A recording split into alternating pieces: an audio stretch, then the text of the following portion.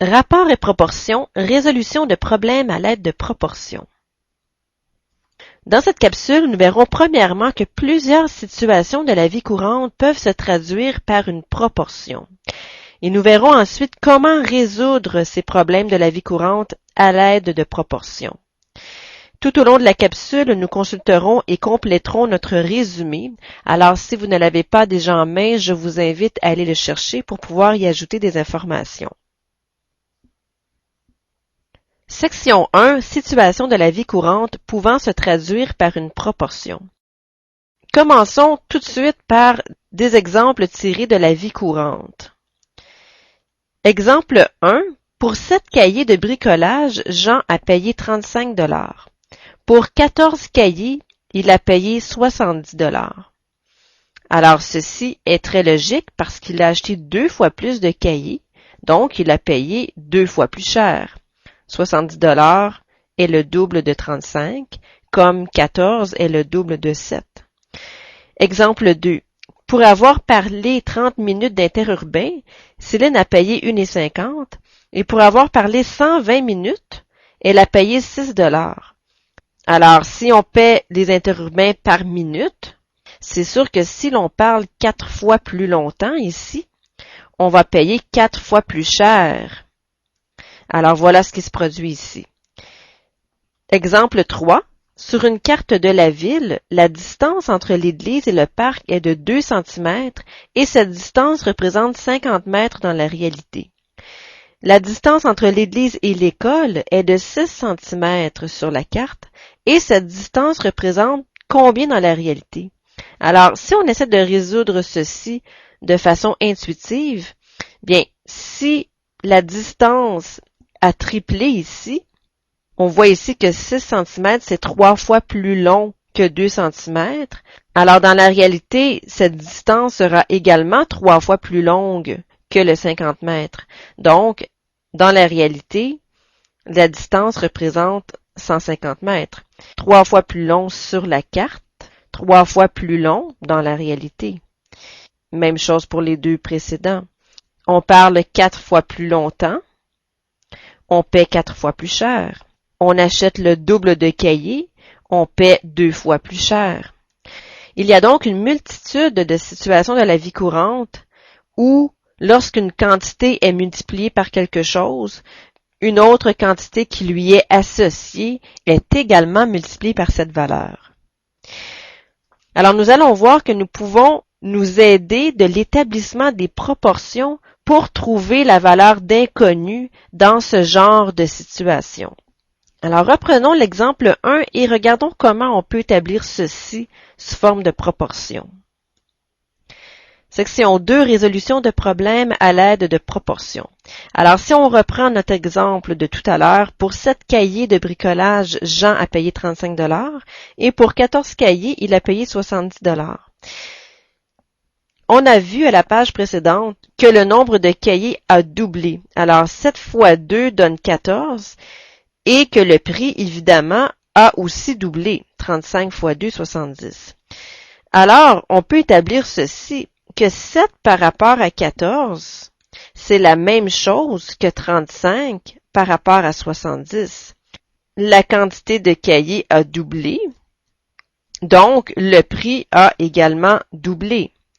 Alors, si vous remarquez bien, on vient d'établir ici une proportion, car on a une égalité ici de 2 fractions. On a tout simplement placé les cahiers ensemble en formant une fraction et les dollars ensemble en formant une fraction. Et de façon très logique, on voit bien ici que le dénominateur est le double du numérateur. Alors, à l'aide des données, on est capable d'établir ici une proportion. Alors, on peut faire ceci parce qu'on est dans une situation proportionnelle. C'est-à-dire que si on multiplie par une certaine quantité le nombre de cahiers, le prix va être multiplié également par cette quantité. Donc, il n'y a pas de spécial, en guillemets, il n'y a pas de spécial, par exemple, pour 14 cahiers, en spécial, vous payez seulement que 59 $, donc vous avez un rabais parce que vous en achetez plus. Donc, ce n'est pas ça. c'est tout simplement un prix qui est proportionnel ici à la quantité de cahiers achetés. Alors, dans les situations proportionnelles comme ceci, nous allons voir une méthode pour trouver une inconnue dans une situation de proportionnalité. Alors, pour vous montrer la méthode ou la marche à suivre, ce que l'on va faire, c'est que l'on va supposer que l'on cherchait ici la valeur du 70 $. Alors, la question deviendrait la suivante. Pour 7 cahiers de bricolage, Jean a payé 35 $. Combien a-t-il payé pour 14 cahiers? Alors, nous allons voir les étapes de la résolution de problèmes écrits à l'aide d'une proportion. Voici ce que je propose. Pour que ce soit plus facile à résoudre, nous allons suivre les étapes suivantes. Premièrement, établir une relation entre les deux quantités connues dans le problème. Bien indiquer les unités. Alors, ici, quelles sont les quantités connues? Regardez dans le texte, vous avez 7 cahiers de bricolage, 35 $. Et combien a-t-il payé pour 14 cahiers? Nous avons donc ici une relation qui existe entre un nombre de cahiers achetés et un prix. 7 cahiers correspond finalement à 35 $. Nous avons ici une relation entre deux quantités connues. Donc, c'est ce que je veux dire ici par établir une relation entre les deux quantités connues dans le problème. Vous allez écrire ici 7 cahiers correspond à, vous allez indiquer une flèche comme ceci pour montrer que ça correspond ici à et indiquer l'autre quantité connue, 35 $. Très important d'indiquer les unités de mesure. Cahier, $. Indiquez bien ceci. Pourquoi? Parce qu'à la deuxième étape, nous allons construire une proportion en plaçant la troisième donnée du problème sous la donnée qui contient la même unité de mesure que cette troisième donnée. Donc, qu'est-ce que je veux dire par là? C'est que la troisième donnée du problème ici, c'est 14 cahiers. On se demande combien a-t-il payé pour 14 cahiers. Alors, on va placer les cahiers en dessous des cahiers. C'est-à-dire que vous allez placer ici 14 cahiers. Donc, les cahiers avec les cahiers, les dollars avec les dollars. Donc, bref, notre question, c'est quoi? C'est 14 cahiers pour ou correspond à combien, donc X, $. Voici la question finalement. 7 cahiers correspond à 35 $, 14 cahiers correspond à combien de dollars? Donc, c'est ce qu'on voulait dire ici. Et en plaçant un X sous l'autre donnée, donc sous les dollars, X représentant la donnée recherchée. Alors, une fois qu'on a établi nos relations comme ceci, en plaçant les cahiers avec les cahiers et les dollars avec les dollars, eh bien, on va transformer les flèches en symboles d'égalité. C'est-à-dire que ceci devient tout simplement la proportion 7/14 est égale à 35 sur X. Donc, à partir d'une situation, on va résoudre la situation à l'aide d'une proportion. C'est-à-dire qu'on s'aide en établissant une proportion, tout simplement parce que nous avons reconnu ici que c'est une situation proportionnelle.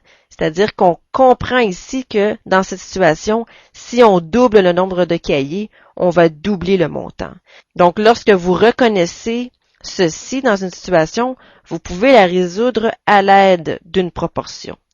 Donc, la dernière étape ici sera de tout simplement résoudre la proportion. Donc, on va isoler le X comme on a vu, c'est-à-dire en effectuant le produit croisé ici, 14 fois 35 est égal à 7 fois X. Donc, produit des extrêmes égale au produit des moyens. 7x est égal à 14 fois 35. Vous savez ici que l'ordre n'a pas d'importance. Ce qui est important, c'est de multiplier en diagonale et d'établir notre égalité ici entre les deux multiplications. Ceci donne 7x égale à 490 et pour isoler x, on va diviser par 7 de chaque côté, ce qui nous donne x est égal à 490 divisé par 7 donne 70. Donc, c'est 70 quoi? On revient ici, c'est 70 $. ce à quoi on s'attendait, n'est-ce pas? On a doublé le nombre de cahiers, donc c'est normal qu'on retrouve notre 70 $. Alors voilà la marche à suivre que je propose, c'est-à-dire dans un premier temps établir la relation entre les deux quantités connues, donc les deux quantités qui n'ont pas la même unité de mesure, mais qui sont en relation ensemble, dont l'une correspond à l'autre finalement. Alors on les écrit sur la même ligne avec une flèche et ensuite on écrit en deuxième ligne notre fameux X, donc la donnée recherchée, ainsi que la valeur qui lui correspond, et ça dans les colonnes appropriées, c'est-à-dire en plaçant la valeur dans la colonne qui contient la même unité de mesure, en dessous. Voilà. Alors, voyons ensemble quelques exercices. Exercice 1. Sylvie paie 44 $ pour 40 litres d'essence. Combien paiera-t-elle pour 32 litres? Première étape, on recherche nos deux données qui sont en relation. On a ici 44 $ pour 40 litres d'essence. Ces deux quantités sont en relation. Donc, 44 $ correspond à 40 litres d'essence. On aurait pu aussi placer 40 litres, flèche et 44 $. Dans le fond, l'ordre ici n'a aucune importance. Ce que l'on veut montrer ici, c'est que les deux quantités sont en relation, donc elles doivent être placées sur la même ligne, mais l'ordre n'a pas d'importance. Ensuite, notre question, combien paiera-t-elle pour 32 litres? Alors, 32 litres, c'est notre troisième donnée. On va placer les litres en dessous des litres. Et on cherche quoi? Combien paiera-t-elle? On cherche le nombre de dollars. Alors, on cherche combien de dollars pour 32 litres, tout simplement. Alors, une fois que les correspondances sont établies, on transforme ceci en proportion. C'est-à-dire qu'on va remplacer les flèches par un symbole d'égalité. 44 sur X est égal à 40 sur 32. Vous pouvez laisser tomber les unités de mesure pour établir la proportion. Vous les écrirez dans la réponse finale plutôt. Donc, on résout notre proportion. 40 fois X sera égal à 44 fois 32. 40 fois X, 40X est égal à 44 fois 32. 44 fois 32. Encore ici, l'ordre n'a pas d'importance. On aurait pu écrire 44 fois 32 à gauche et 40 fois X à droite. Mais bon, puisque vous voulez isoler le X, si vous avez des valeurs positives, bien, ce sera un petit peu plus simple si vous indiquez la donnée qui contient le X à gauche, parce que vous allez avoir le X à gauche, tout simplement. On divise ensuite par 40 pour isoler le X. Alors, X est égal à combien? 44 fois 32, ça donne 1408, divisé par 40, ça fait 35,2. 35,2, ce sont des quoi? Ce sont des dollars. Donc, pour la réponse finale, on va ajouter un 0 pour indiquer 20 cents finalement, et on va ajouter le symbole de dollar. Alors, voici la réponse finale. Elle paiera 35 $ et 20. Je vous suggère toujours de faire également la vérification, c'est-à-dire remplacer le X ici dans la proportion par la valeur trouvée. Alors, ça nous ferait ici 44 sur, et la valeur de X c'est 35 et 20. Est-ce que c'est bien égal à 40 sur 32? Si vous effectuez 44 divisé par 35 et 20, vous obtenez à la calculatrice 1,25. Et 40 divisé par 32, on obtient également 1,25. C'est bien égal, alors nous sommes certains que notre réponse 35 et 20 est bien la solution de notre équation. Si vous n'arrivez pas à une égalité ici dans votre vérification, bien c'est que vous avez probablement fait une erreur de calcul, soit dans la proportion ici, ou soit dans les étapes pour isoler le X. Voilà. Prochain exercice. Marc gagne 1600 $ pour 8 jours de travail. On lui offre un contrat de 10 jours aux mêmes conditions. quel salaire ce contrat lui apportera-t-il? Donc, on remarque que c'est une situation proportionnelle, c'est-à-dire qu'on comprend selon l'énoncé que si Marc travaillait par exemple 5 fois plus de jours, bien il gagnerait 5 fois plus d'argent. Pourquoi? Parce qu'on lui dit qu'on lui offre un contrat aux mêmes conditions, c'est-à-dire au même salaire horaire. Donc, puisque cette situation est une situation de proportionnalité, on peut résoudre ceci à l'aide des proportions.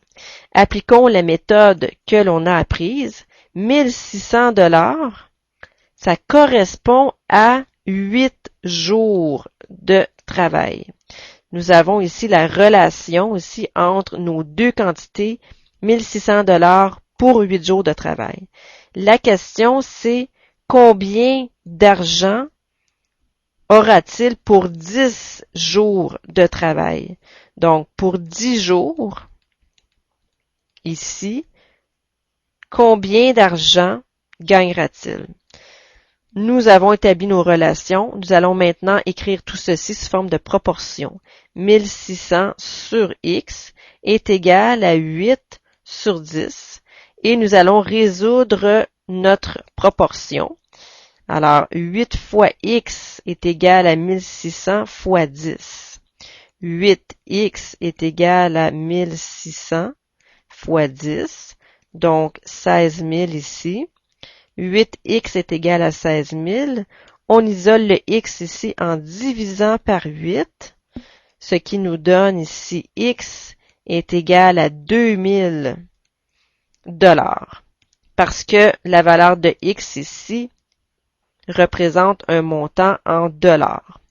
Donc, 2000 $, on va effectuer notre petite vérification tout de suite. Est-ce que c'est vrai que 1600 sur 2000 est égal à 8 sur 10? Bien, 1600 sur 2000, nous pouvons diviser par 100 ici en barrant les zéros.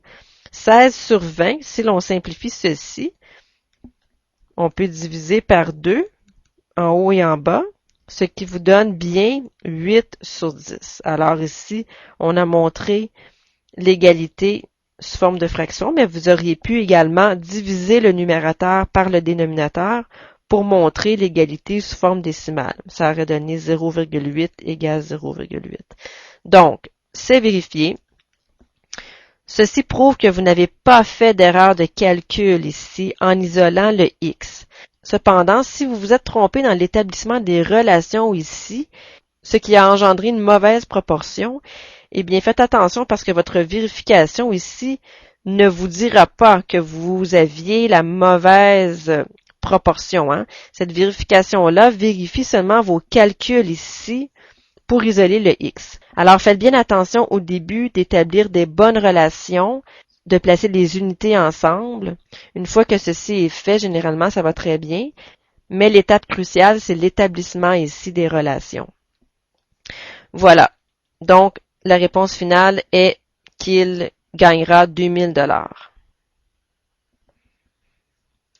Voilà. À votre tour maintenant. Exemple 3. La taxe municipale de la ville où habite Jean-Claude est de 2,75 par tranche de 100 $ d'évaluation de la propriété.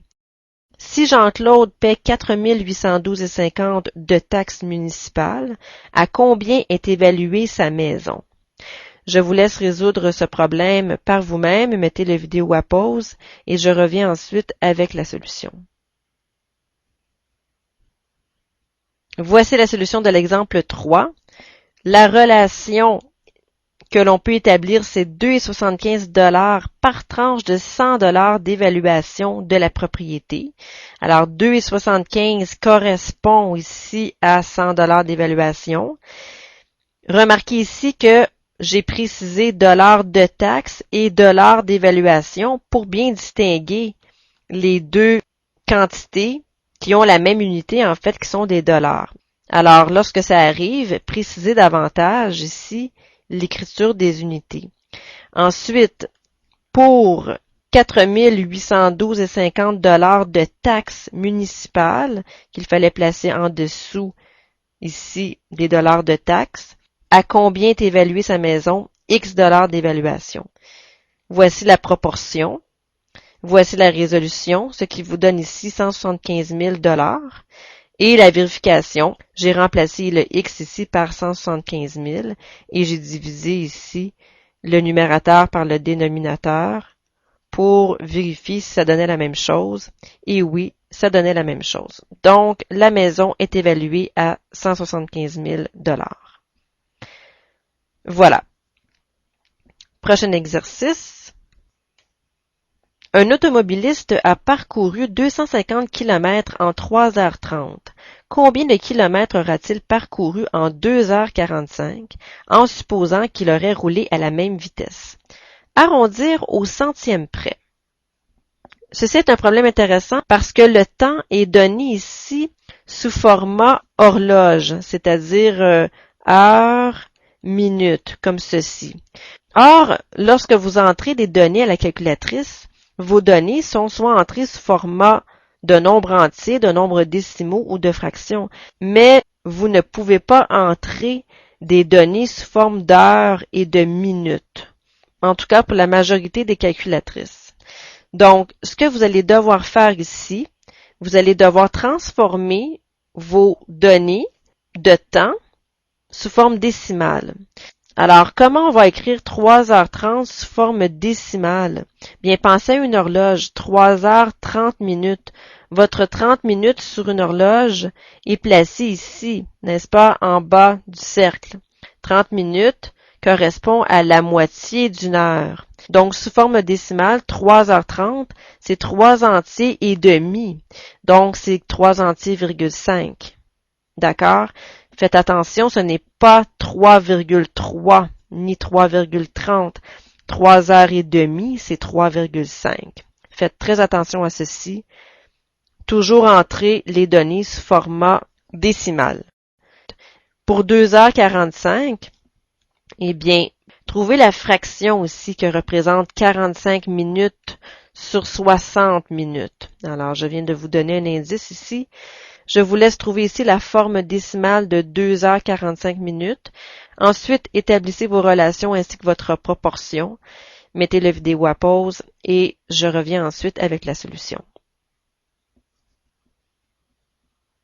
Solution de l'exemple 4. Tout d'abord, la transformation des heures sous forme décimale. Bien, 3h30, comme on a dit, c'était 3,5 et 2h45, c'est 2,75.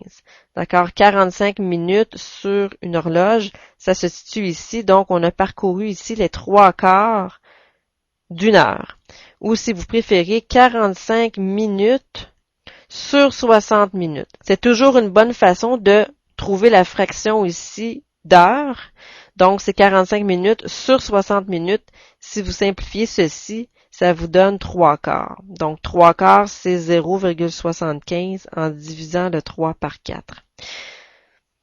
Voilà. Donc, la proportion est la suivante. 250 km sur X km est égal à 3,5 sur 2,75 et X donne 196,428. On vous demandait d'arrondir ici au centième près. Alors 196,43. Donc, il aurait parcouru 196,43 km. Voilà. Prochain exercice. Un libraire doit tenir une proportion de 10 romans historiques pour 4 livres de référence. S'il effectue une commande initiale de 72 livres de référence, combien de romans historiques devra-t-il commander? Je vous laisse également résoudre ce problème par vous-même. Mettez la vidéo à pause et je reviens ensuite avec la solution. Alors, ce n'était pas très compliqué ici. 10 romans pour 4 livres de référence. Combien de romans pour 72 livres de référence? Vous devriez avoir établi la proportion suivante et trouver 180 romans historiques à commander. Voilà. Le suivant. 5 peintres prennent 40 heures pour peindre un édifice. Combien de temps prendrait 10 peintres pour effectuer le même travail? Je vous laisse également résoudre ce problème. Mettez la vidéo à pause et je reviens ensuite avec la solution. Solution de l'exemple 6. Est-ce que vous avez trouvé 80 heures comme réponse? Eh bien, si c'est le cas, vous vous êtes trompé parce que lisez bien la question. 5 peintres prennent 40 heures pour peindre un édifice. Combien de temps prendrait 10 peintres pour effectuer le même travail? Est-ce que c'est logique que si on double le nombre de peintres, que ça prenne 2 fois plus de temps pour effectuer le travail? Eh bien non. Pensez-y, s'il y a 2 fois plus de peintres pour effectuer un travail, bien ça devrait prendre théoriquement 2 fois moins de temps et non pas 2 fois plus de temps. Alors si vous avez trouvé 80 heures, eh bien ça n'a aucun sens.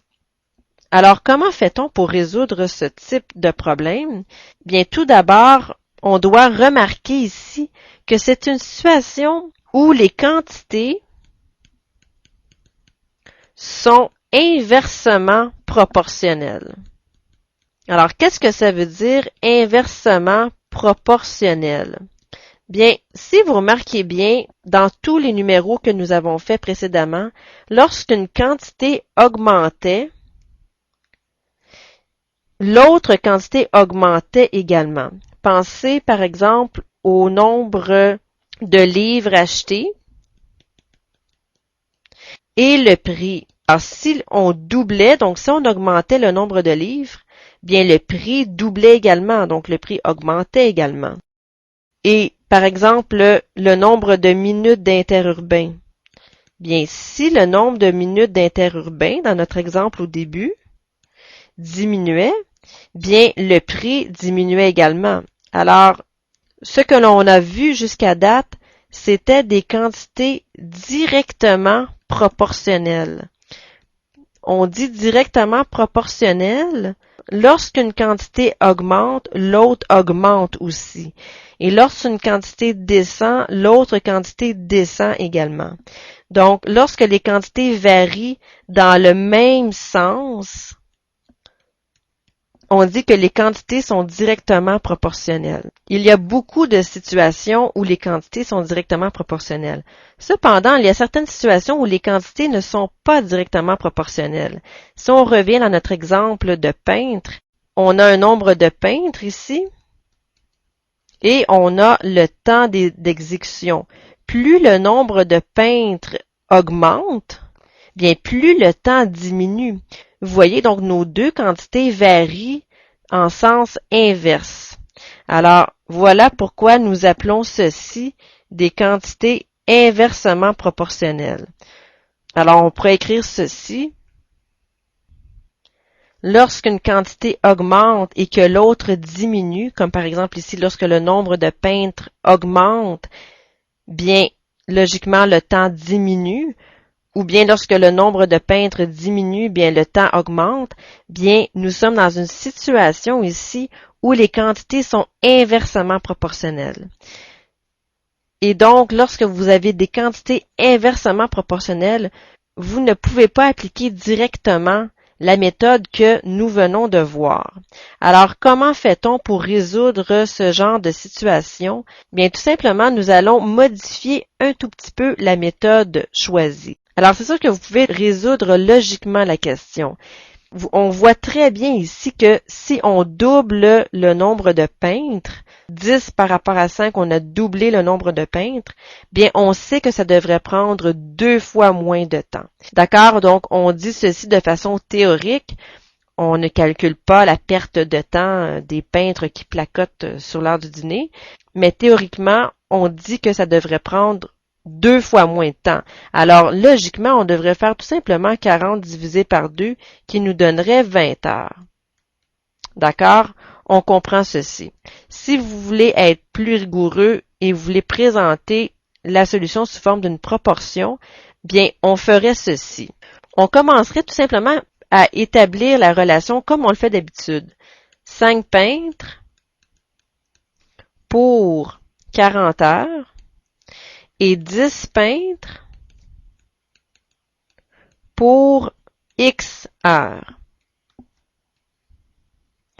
Et ensuite, lorsque vous écrivez votre proportion, bien, dans la colonne où le X se situe, on va renverser ici le 40 et le X, vu que c'est une situation inversement proportionnelle. Donc, le X irait en haut ici, et le 40 s'écrit en bas. Et vous résolvez cette nouvelle proportion. Ça fait ici 10 fois x, donc ça fait 10x est égal à 5 fois 40, 200. Et on va isoler notre x ici en divisant par 10. Ce qui nous donne ici x est égal à 200 divisé par 10, donc 20. Vous voyez, on arrive ici à la quantité d'heures prévue, 20 heures.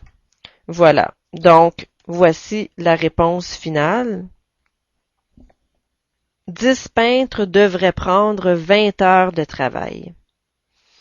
Voilà. Donc, faites attention à la lecture du texte pour bien distinguer si vous êtes en présence de quantités inversement proportionnelles ou directement proportionnelles. Alors, tout simplement, vous prenez quelques instants au début, lorsque vous lisez la situation, pour vous demander, est-ce que si une quantité augmente, l'autre augmente aussi? Si vous répondez oui, vous êtes dans une situation directement proportionnelle, donc vous faites comme d'habitude. Et si vous répondez non, bien, vous êtes dans une situation où les quantités sont inversement proportionnelles et vous allez ici inverser la colonne où le X se situe lorsque vous allez établir la proportion. Voilà. Dernier exercice. Lors d'une fête de quartier, 5 personnes ont installé 150 chaises en 21 minutes. S'ils avaient été 15 personnes pour installer le même nombre de chaises, combien de temps cette opération aurait-elle duré? Théoriquement, encore ici. Je vous laisse résoudre ce problème, mettez la vidéo à pause et je reviens ensuite avec la solution. Voici la solution de l'exemple 7. Alors, est-ce que vous vous êtes posé la question, est-ce que plus le nombre de personnes augmente, plus le temps augmente ou plus le temps diminue? Bien, plus le temps d'opération diminue. Plus il y a de personnes, moins ça va prendre de temps pour installer les chaises. Donc, vous êtes dans une situation où les quantités sont inversement proportionnelles. Vous êtes donc supposé avoir établi les relations et interverti ici le X avec le 21 pour trouver 7 heures de travail. Donc, encore ici, c'est très logique. 3 fois plus de personnes devraient donner 3 fois moins de temps. Alors, 21 minutes divisé par 3 donne 7 minutes. Donc, on s'attendait ici à obtenir 7 minutes comme réponse. La réponse, l'opération aurait duré 7 minutes. Voilà. Alors, pour votre résumé, je vous conseille d'inscrire un exemple où on résout une situation à l'aide de proportions. Donc, vous pouvez vous écrire, par exemple, l'exercice sur les cahiers et les dollars. Donc, montrer que lorsque les quantités sont directement proportionnelles, plus une quantité augmente, plus l'autre quantité augmente, ou bien plus une quantité diminue, plus l'autre diminue. Donc, montrer qu'on doit d'abord établir les relations en montrant les unités de mesure ici qui sont les mêmes colonne par colonne et former la proportion et résoudre. Alors, montrer qu'on passe de relation à une proportion et qu'on va la résoudre.